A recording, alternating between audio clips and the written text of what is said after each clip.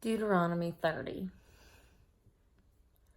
So it shall be, when all of these things have come upon you, the blessing and the curse, which I have set before you, and you call them to mind in the nations where the Lord your God has banished you, and you return to the Lord your God and obey him with all your heart and soul, according to all that I command you today, you and your sons, then the Lord your God will restore you from captivity and have compassion on you, and will gather you again from all the peoples where the Lord your God has scattered you. If your outcasts are at the end of the earth, from there the Lord will gather you, and from there he will bring you back. The Lord your God will bring you into the land which your fathers possessed, and you shall possess it, and he will prosper you and multiply you more than your fathers. Moreover, the Lord your God will circumcise your heart, the heart of your descendants, to love the Lord your God with all your heart and with all your soul, so that you may live. The Lord your God will inflict all these curses on your enemies and on those who hate you, who persecuted you. And you shall again obey the Lord and observe all his commandments, which I command you today. Then the Lord your God will prosper you abundantly in all the work of your hands, in the offspring of your body and in the offspring of your cattle and in the produce of your land. For the Lord will again rejoice over you for good, just as he rejoiced over your fathers. If you obey the Lord your God to keep his commandments and his statutes which are written in this book of the law, if you turn to the Lord your God with all your heart and soul.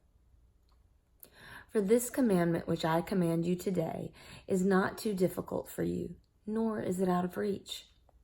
It is not in heaven that you should say, who shall go up to heaven for us to get it, and make us hear it, that we may observe it? Nor is it beyond the sea that you should say, who shall cross over the sea for us to get it and make us hear it, so that we may observe it? But the word is very near you, in your mouth and in your heart, that you may observe it.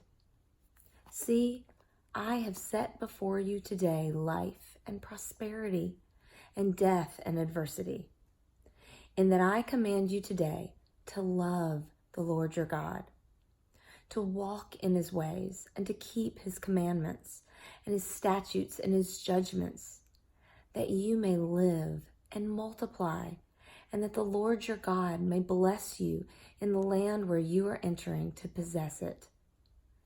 But if your heart turns away, and you will not obey, but are drawn away and worship other gods and serve them, I declare to you today that you shall surely perish. You will not prolong your days in the land where you are crossing the Jordan to enter and possess it. I call heaven and earth to witness against you today that I have set before you life and death, the blessing and the curse. So choose life, in order that you may live, you and your descendants, by loving the Lord your God, by obeying his voice, and by holding fast to him. For this is your life, and the length of your days, that you may live in the land which the Lord swore to your fathers, to Abraham, Isaac, and Jacob, to give to them. God bless the reading and hearing of his word, and may we all choose life. Amen.